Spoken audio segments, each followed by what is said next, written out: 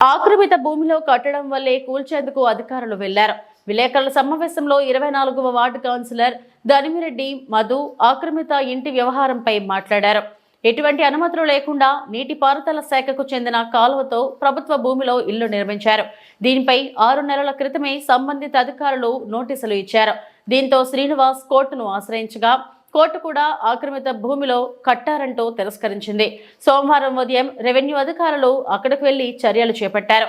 ఆ సమయంలో అక్కడకు వచ్చిన మాజీ ఎమ్మెల్యే గణేష్ ఇష్టారాజ్యంగా మాట్లాడారని, బుద్ధి తక్కువ మాటలు మాట్లాడటం మంచి పద్ధతి కాదని మధు విమర్శించారు. ఆయన ఇంటి గోడను కూల్చే ఘటనలపై అప్పట్లో అధికారులే నిర్ణయం తీసుకుని పనిచేసుకున్నారు. ఆక్రమణలంటే తొలగిస్తామని అప్పట్లో ఉపన్యాసాలు ఇచ్చిన గణేష్ ఇప్పుడు మడత రాజకీయం చేయడం విడ్డూరంగా ఉందని అన్నారు. అందరికీ నమస్కారం అండి. ఈరోజు నర్సీపట్నంలో రెవెన్యూ వాళ్ళు, ఇరిగేషన్ వాళ్ళు కలిపి శారదానగర్లో కర్రీ సత్యనారాయణ ఎలియాస్ తాడిచెట్ల సీన్ అనే వ్యక్తిది ఇల్లు డిస్మాంటిల్ చేయడానికి వెళ్ళారు. ఎందుకు వెళ్ళారు? అది ఇరిగేషన్ కాలువ పోరంబోక్ సైట్లో కలుపుకొని ఎటువంటి అనుమతులు లేకుండా బిల్డింగ్ కట్టారనేసి దాని మీద 6 నెలలుగా డిపార్ట్మెంటల్ నోటీస్ ఇచ్చారు. ఎవరికి? ఆ బిల్డింగ్ యజమానికి నోటీస్ ఇస్తే అతను కోర్టు ఆశ్రయించాడు. కోర్టు వారు ఏం చెప్పారు?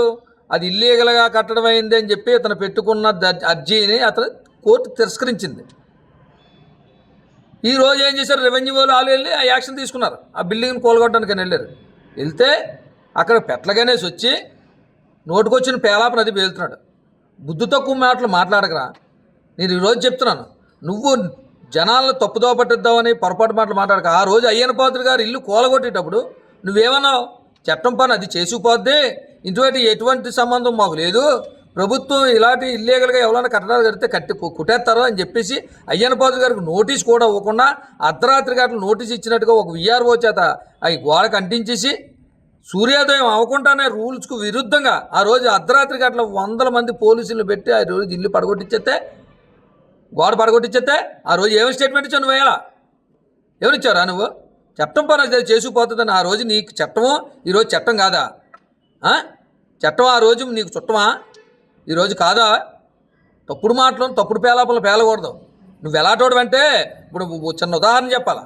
ఇప్పుడు కోడి కుక్కెత్తిపోతుంది అనుకో, మాలాంటి వాళ్ళని చూస్తే ఏం చేస్తామంటే రాయిట్ కొడేసి ఆ కోడి అవలదో ఆ కోడి ఆ ఇంటికాల అమ్మకి ఇచ్చేస్తాం. నీలాంటి వాడు ఏం చేస్తామంటే ఆ కోడి కుక్క తినేసి వరకు ఉండి దాని ఏకలు తెచ్చి 4 ఇల్లుకాడు జల్లి వాళ్ళు పొద్దులే తన్ను చెప్తుంటే తగ్గు చెప్పడానికి తీర్పు చెప్పడానికి వెళ్తావు అనమాట నువ్వు. అది నీ క్యారెక్టర్. ఎర్రా బుద్ధి జ్ఞానం ఉండాలా. అది ఇరిగేషన్లో లేదు. అది నువ్వేం చెప్పాలి పొద్దున్న? అది నీకు దమ్ముంటే, నీకు చిత్తశుద్ధి ఉంటే, ఇది ఇరిగేషన్లో లేదు, ఇది జిరాయితీ కావాలనే కూలగొడుతున్నారని నువ్వు చూపించగలగాలి నీకు దమ్ముంటే. అది ఇరిగేషన్లో కలగకుండా కోర్టు ఎందుకు ఆర్డర్ అవుతుంది కొట్టేమని? బుద్ధి తక్కువ మాటలు మాట్లాడుతున్నావు. మళ్ళీ పొరపాటు మాటలు ఏంటి మాట్లాడుతున్నావు? కక్షపూరితమైన చర్యలు తీసుకుంటున్నారా? నీ మీద కక్ష సాధిస్తున్నారా? మీ మీద కక్ష సాధించాలని అని మేము అనుకుంటేలా ఉంటే చాలా చేయొచ్చురా. మేము అలా కాదే. మీరు చేసిన తప్పులు అవి పొరపాట్లు నిజంగా జరిగాయి కాబట్టి అవి నిరూపించి రెవెన్యూ డిపార్ట్మెంట్ ఇరిగేషన్ పూర్తి ఆర్డర్స్తో వచ్చి ఆ చర్యలు తీసుకుంటున్నారు. మీరు అర్ధరాత్రి గట్లా గోళ్ళ దూకుని పనికిమాలలో మీరు తప్పుడు పేలాపలు వెళ్తున్నావు. నువ్వు సిగ్గు లేకుండానా? డాక్టర్ సుధాకర్ గారి మీద, ఒక దళిత డాక్టర్ గారి మీద నువ్వు కక్ష ఎలా సాధించుకున్నారా? మోసకడిగిన పాపానికి ఆయన చనిపోయే వరకు కూడా అంటాడు. మాకు తెలీదా? ప్రజలు తెలియదు. నువ్వు కక్ష సాధింపుల గురించి నువ్వు మాట్లాడుతున్నావు. ఆ రోజు అయ్యన్న పాత్రుడు గారు ఇల్లు గోడ ఎవరు కూల్చారో వాళ్ళ మీద కక్ష సాధించాడు నేను చెప్తున్నావు సిగ్గు లేకుండా. ఆ రోజు పెట్లగానేసి నువ్వు ఎమ్మెల్యేగా లేవా? నీకు తెలియకుండా జరిగిందా గోడ కూల్చడం? జగన్మోహన్ రెడ్డి ముఖ్యమంత్రిగా లేడా? అతను తెలియకుండా జరిగిందా గోడ కూల్చడం? తక్కువ మాటలు మాట్లాడుతున్నావు. ఎన్ని తప్పులు చేశారా మీరు 5 సంవత్సరాల్లోనే?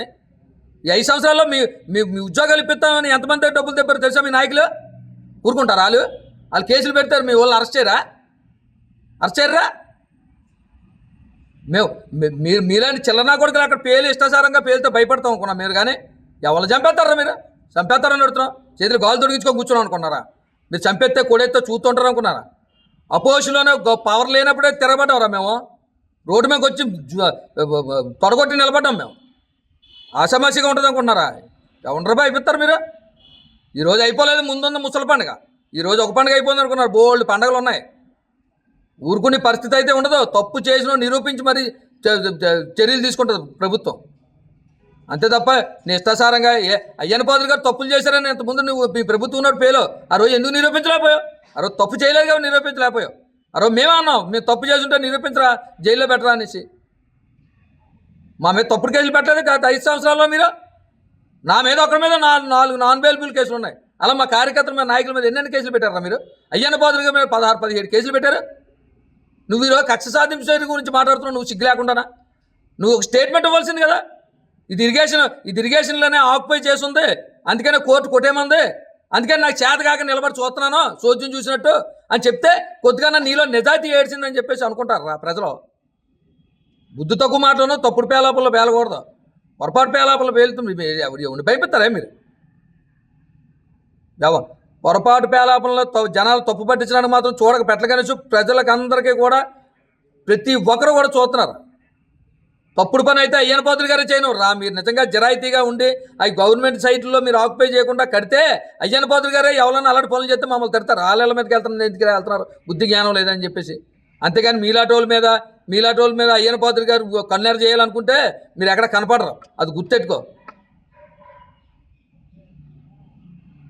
ఒళ్ళు దగ్గరెట్టుకొని ఉండు. ఇప్పుడు అన్నాను నీ ఇల్లు ఎక్కడుందే, నీ ఇల్లు ఎక్కడ ఉందే గుర్తెట్టుకో. నీ ఇల్లు ఎక్కడుందో చూపించు, నీ ఇంటికైతే పబ్లిక్గా ప్రెస్కి చూపించు, అది జరాయితీయా కాదా అన్నది చూపించు. నువ్వేమాత్రం నిజాయితీ అని పోటు కూడా తెలుస్తుంది అందరికీ.